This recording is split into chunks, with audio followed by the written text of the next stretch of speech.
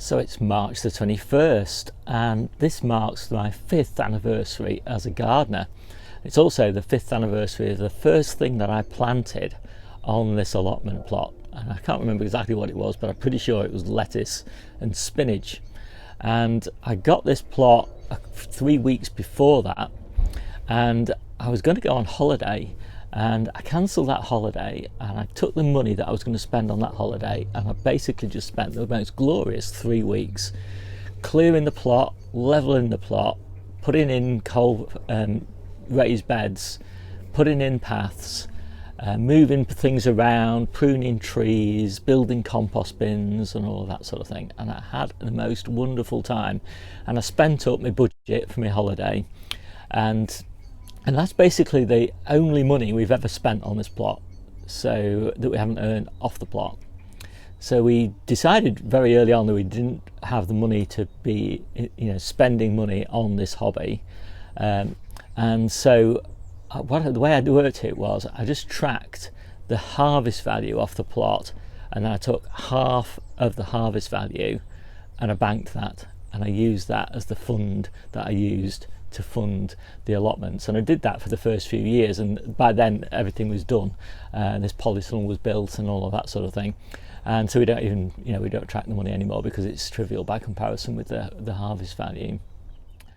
So in this video what I wanted to do was just lay out really a bit of the history of this plot and me and my sort of gardening career. So I say career, it feels a bit like that because I started this when I retired, and so this is kind of in a way a second career for me, and I wanted it to fill about 2 days a week for me, and for health reasons that's actually what I'd been working for the last 3 or 4 years, and I was really quite ill when I got the plot, and so I've been used to working for 2 days a week and then sort of filling my time with other relaxing hobbies and other activities.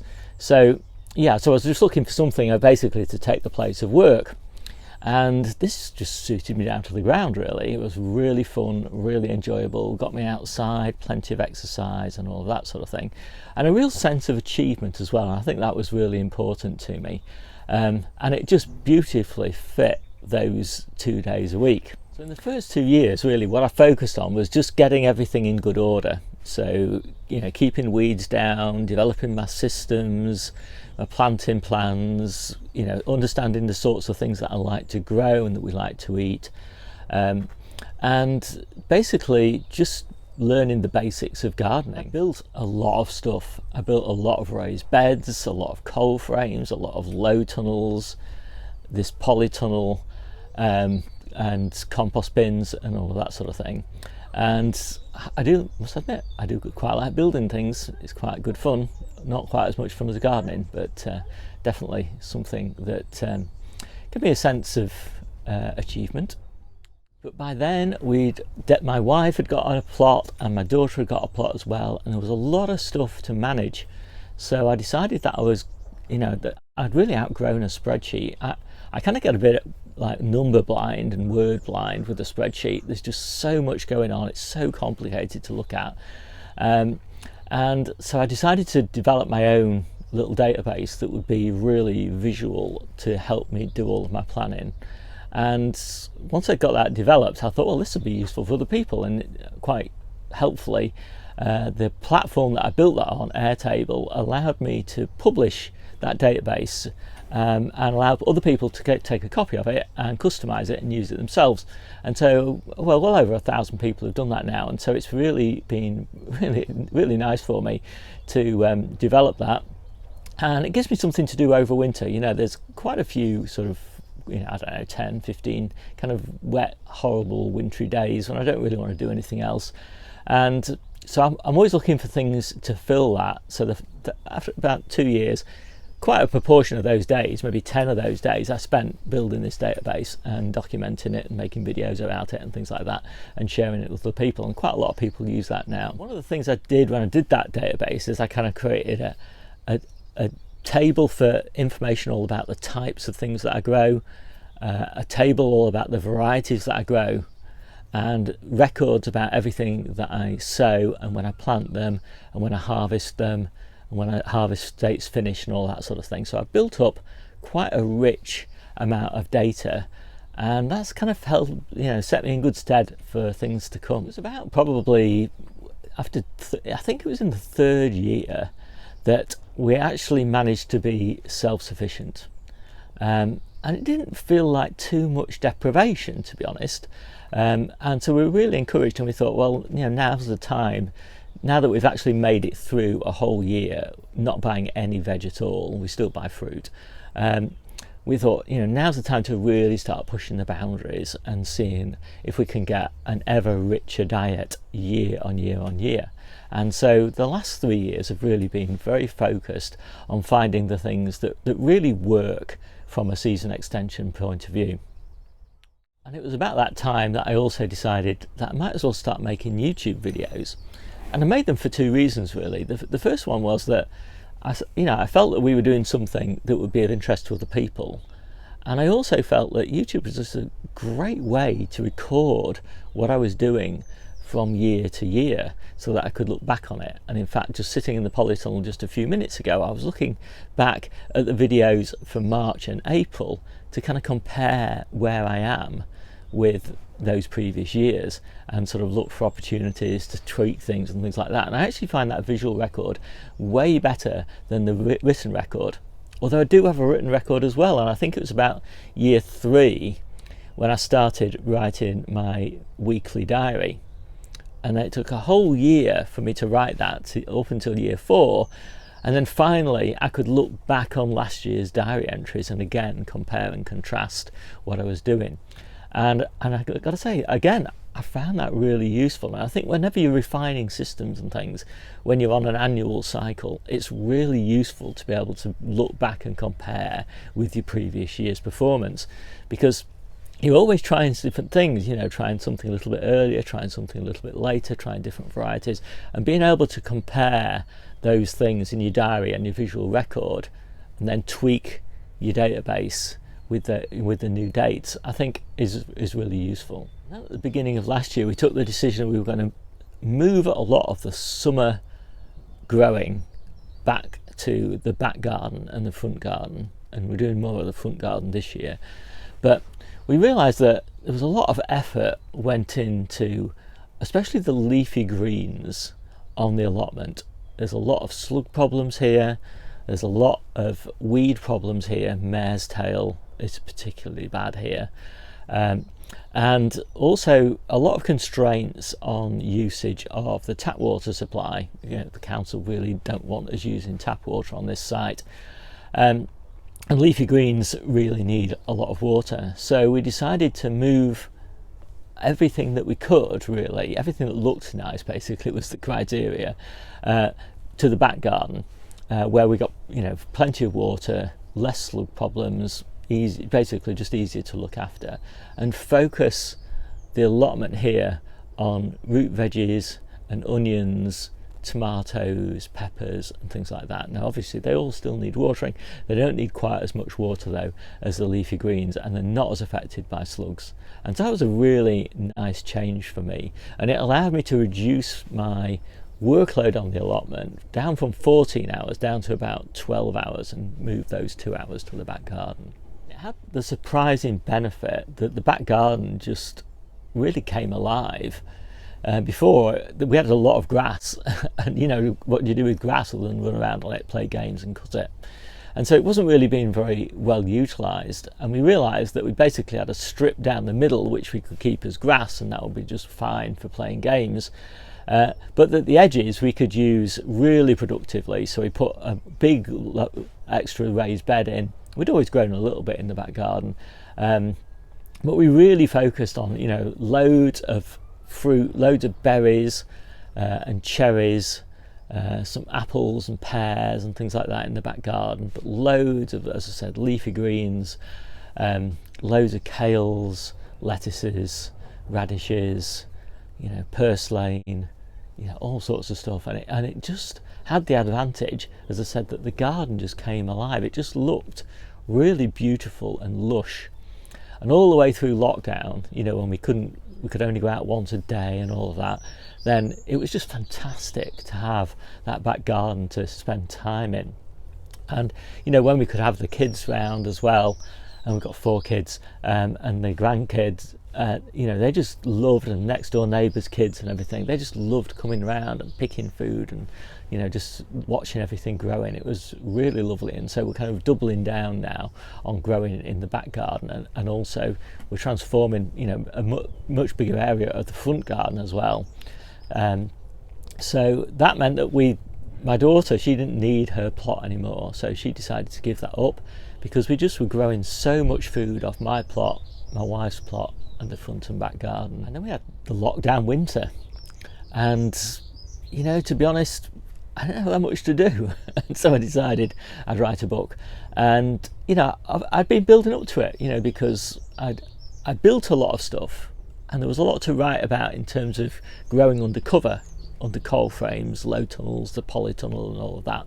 So I thought, yeah, plenty to write about there. And then there's all the year-round growing stuff. And you know, there's not that many people who are completely self-sufficient in veg and seasonal fruit, and even fewer people who are writing about it. So I thought, yeah, well, there's something to write about there. And then of course there's all the data that I'd captured in my databases, all the different varieties and types and things like that. So I thought, yeah, I could cover that. And of course, over the years, I'd been increasing the amount of stuff that we grew. I think we start off in the first year, we grew £3,000 worth of veg, and then we went to £5,000, and then it was £7,000, and then it was £10,000, and last year it was £12,500, I think. So quite an increase, and we did most of that with the same amount of land. And the reason we did that, we achieved that, is just more focus on successions, more focus on interplanting, more focus on sort of parent-child planting and all of that sort of thing. And so I wanted to write about that. So that ended up being quite a lot of stuff that I thought I could write about. And so I spent, I think it was probably about 60 hours over winter on the worst of the days writing that little book. And I gotta say, I really enjoyed doing it. It was just so much fun. And I've got so many plans now for this book going forward, and it's not really just a book, it's more like a gardening course really, and it's going to expand to cover a huge range of different topics, and a huge range of different veggies that we've developed quite a lot of novel-ish techniques for. And so, you know, this isn't just a standard old gardening book that just repeats what's on the back of a seed packet. You know, I'm really trying to add a little bit of extra value beyond that. But it didn't all go well. Last year in particular, I got quite a bit of back pain and knee pain. And that's one of the reasons that we decided we were going to change the way we do some things. I made some of my beds a bit deeper so I could sit on the sides of them or kneel on them. And, you know, so I wasn't sort of crouching down and squatting quite as much as I had been doing. And I wasn't bending my back as much as well.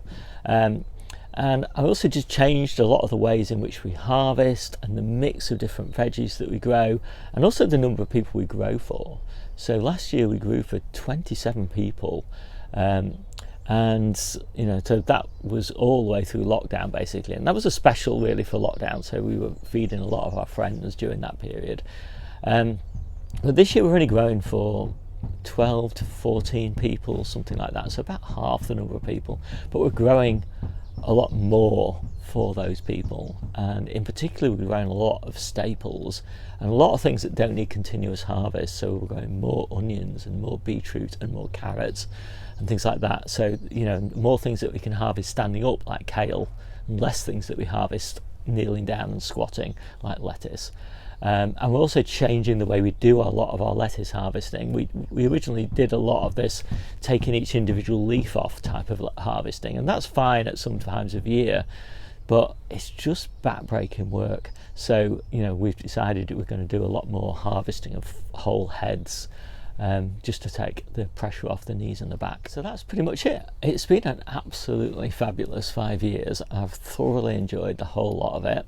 There are some times, you know, like any kind of hobby, there are times when it is a little bit like work, and that I think probably worked out at something like 100 hours a year or something like that, about 2 hours a week, actually feels like work, and then the rest of it just feels like, you know, the most glorious play.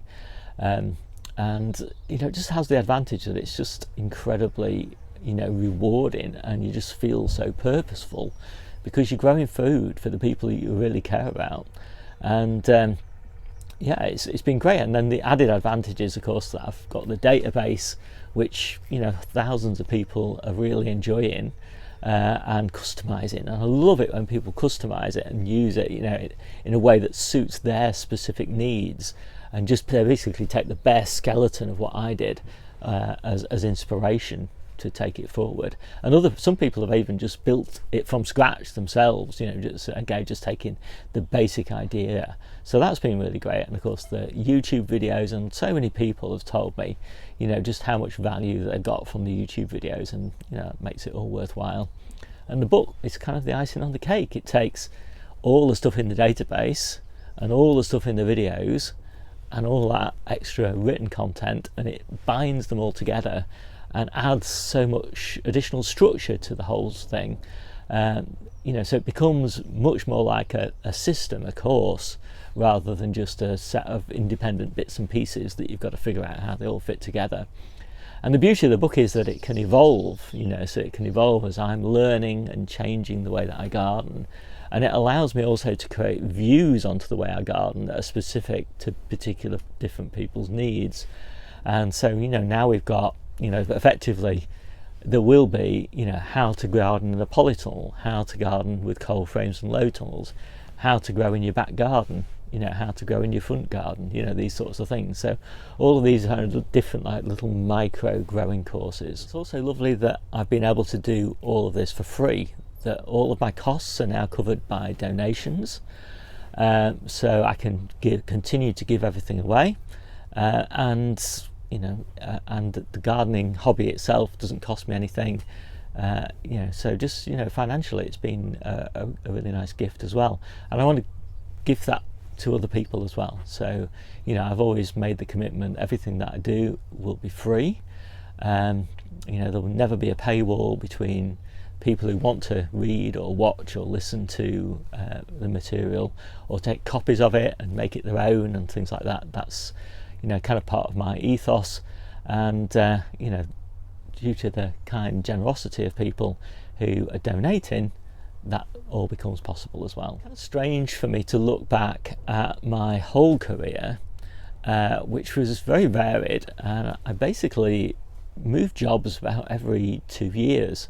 A lot of it within the same companies. I only worked for 2 main companies, but you know, loads and loads of different jobs, from programming to systems architecture to program management to technical management to business development to sales, etc., etc. Just so many different types of jobs, and I really enjoyed that. And I was kind of, when I retired, I was thinking, what am I going to do? How am I going to keep on doing new things year after year after year? And of course, you know, now I've been gardening for 5 years. This is something that I've never done one thing for such a long period of time, and it has kept my interest. And I think it helps that I only do it for about 12 hours a week, and I think it helps that, as I said, I've done the YouTube thing, you know, and I'm still doing that. I'm still evolving that, and I've got lots of plans for how I'm taking YouTube forward. And then I've done the book thing, and I've done the database thing, and I say I've got loads of plans for how I'm taking both the database forward and the book forward and making it more of a course. And I've got lots of plans, of course, for what I'm doing with the growing, and you know, lots of ideas for higher intensity growing more things for more of the year, and you know, just also prettying things up a bit. And so I've always liked things, you know, I'm on the autistic spectrum, and I've always liked things to just look really neat and ordered. But the front garden, it is going to look neat and ordered, but it's also going to be a kind of more organic planting scheme, so it looks very ornamental as well. And the back garden already does look, I think at least, very ornamental, but we're adding a bit more structure to it as well. And even my plot, you know, even with all of its plastic and all of that, and all the wood and everything that's kind of necessitated by growing it all year round, we're still doing some work to make this plot look, you know, quite nice. So, you know, those are some of the plans. But fundamentally, you know, the most important thing for me is to try and get all of my family self-sufficient, or as self-sufficient as is, you know, practical. They're never going to be like Debbie and I. You know, we make all of our own preserves and all of our own sauces and ketchups and freeze loads of stuff. We dry loads of stuff, but we eat a huge amount of fresh fruit and veg as well. And they're never going to be quite at that point, but I'd like to get them sort of like so that all the healthiest stuff we grow for them. And my youngest daughter, she's coming back, so I'm going to have 3 daughters and their partners living in the local area very soon. And you know, my eldest daughter, she lives down south, but so she only gets food when we're visiting or when she comes visiting us. But for the other 3, it's just really lovely to be able to, you know, provide you know, a really substantial proportion of their diet and almost all of our diet. So I'm going to wrap up now. It's been, as I said, a wonderful journey, and it's been so nice to share that journey with everybody on YouTube. And yeah, here's to many more fun gardening years. My name's Steve. This is the Seaside Kitchen Garden and Allotment channel, and I'll see you soon.